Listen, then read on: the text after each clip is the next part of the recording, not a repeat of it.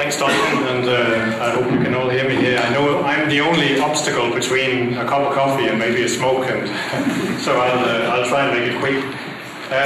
Just very briefly on mainstream renewable power, we are a little bit about the kind of journey we're on the planet. About the supergrid, benefits of interconnection with wind, we've talked a lot about this today, and then of course Ireland within the supergrid. And you could have put a question mark on the last one, but I didn't want to be that controversial, but we'll come back to that. In terms of the company Mainstream, just very briefly so you know about our credentials, we came out of the sale of electricity back in 2008 and have set up a pure play in renewables. So we will partner with various other utilities that might be dabbling in fossil fuels and so on, but we are pure play. We would only develop wind energy projects, either onshore, offshore, and solar CSP projects. We do it across the world, as you can see here. We have offices in the various different locations you can see up there, but also I think Toronto was one I missed out on there.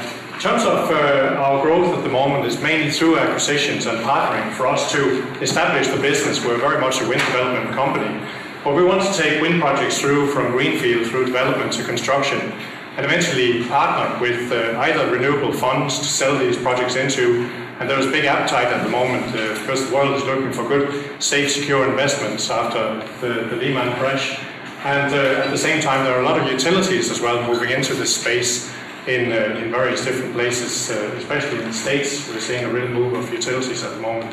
So the business model we have here is slightly different from what we used to do in electricity, where we had the long-term ownership of the assets. We're now flipping the assets and we're taking that profit, putting it back into the engine that develops renewable projects.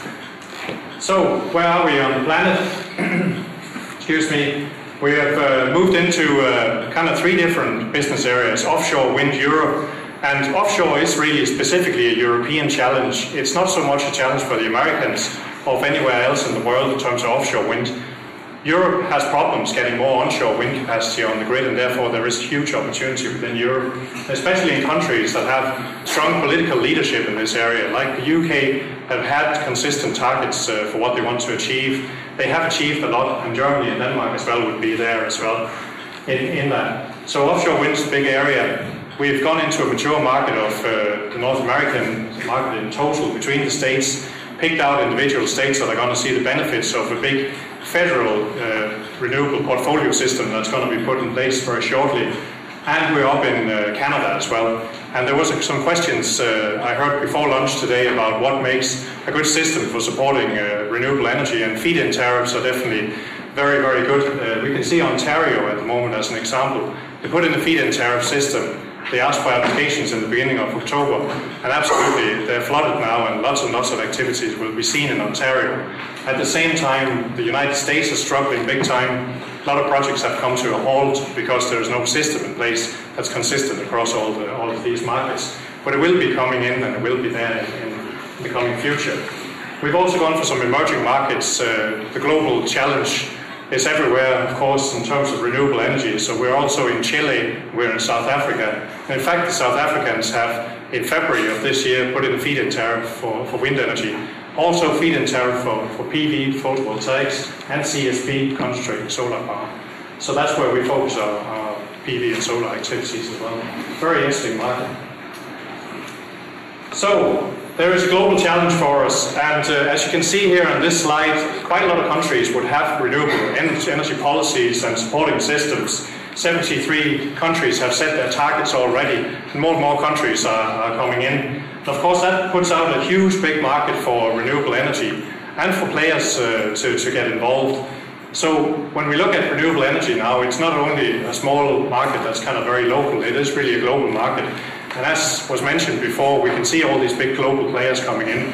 And it was mentioned that we will see them in Ireland, and as I was saying to Pamela, Scottish and Southern did move into this market as well. For those reasons, there was a good balance sheet, they can see an opportunity, and therefore that will happen as well. But in terms of just one thing to take out of this slide is really, if we look at the total cumulative investment that's going to go into renewables, we're talking about up to 2030 in a number of 5.5 trillion. It's an absolutely huge amount, and most calculators can't do that many zeros. But if we look at just if 60% of that is going into electricity generation, well, then we still have a market of 3.3 trillion. So it's an absolutely huge market. And the European market, in terms of renewables, in terms of scale, you're going to see offshore wind being the big renewable generation for that, with 50% of the wind power investments expected to be in that area already by 2020 and then ramping up. Excuse me.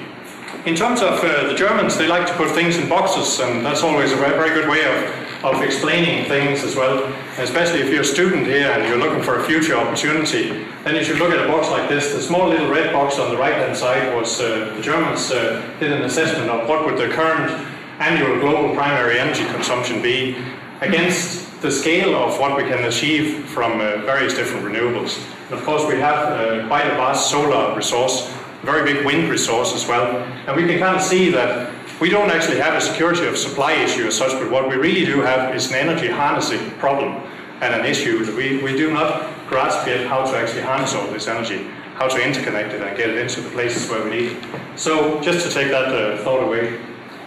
So now into the supergrid. The idea of the supergrid, you might have heard it for a long time, and Eddie, who used to of course be the CEO of electricity, brought up the idea at the end of the 90s and was very much driving it as a vision for Europe, where Europe should go.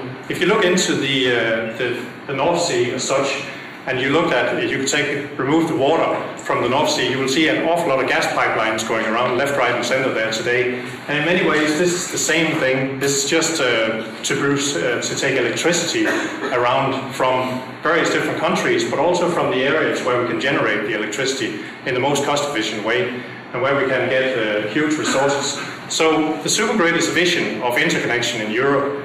It's a vision that's being brought forward now by a lot of utilities, a lot of grid operators, and we're slowly seeing the first moves in terms of putting the right technology in the ground. The supergrid was made possible by the fact that the high voltage direct current technology has changed an awful lot. In the beginning you had basically a point-to-point interconnection between a generating station and where the power was going to, and you had to send power either one or the other way. If you did anything on the line, the whole thing will short circuit. But with the new technology and with converter stations, you'll be able to generate along that line and control the power flows in different directions, opening up the opportunity of trading and sending the electricity from the place where it's produced out to the highest paying country. So there's a huge challenge for us. Mainstream as a company do not actually have the money, as you can imagine, to go and build this or even the political power to do this. But we're driving the vision for this and driving this at various different levels to bring this forward to completion. So, of course, this is one of the things we were talking about this morning, and I heard a lot of comments about this thing of storage as well as being an issue. Storage is part of the solution, but interconnection is really one of the huge elements in bringing real high penetration of renewables in across anywhere in the world, because we basically will be able to work with the variability of the wind power. As we know, great wind systems come through from the Atlantic Ocean in over Ireland, and it takes days and days before it goes into Europe. But if you have harnessing powers or generating stations along that weather system, and you have it all interconnected, you will always have a certain base load, even though you have dips in certain places. A lot of work has been done. Brian Hurley, who sits over here on my right-hand side, has done a lot of work in the past, just from a scientific point of view, trying to demonstrate that this is in fact the case. So interconnection is absolutely vital. It levels out the peaks that we have on the system, and it also provides access to the areas where we have storage, where we have things like hydro in Norway. Norway is a huge big battery that Europe could tap into and could really make wind power one of the things that would be in the forefront. But we do need to have the interconnection to be able to call in the resources. And as an example of an interconnected country, the country I come from, in Denmark, we've seen very often that sea land is run on 70 to 75% of wind energy. And they can do that because as soon as they see the forecasting models level off and slow down in wind energy, they'll be calling in hydro and other resources from the Nord Pool market, from either Sweden or Norway. So this works already. This is not something we have to go out and come up with a new solution to. It actually works. And Pamela, you've been in the control room there, and you've seen it as well, together with myself when we used to work together in electricity. So this is really something that works.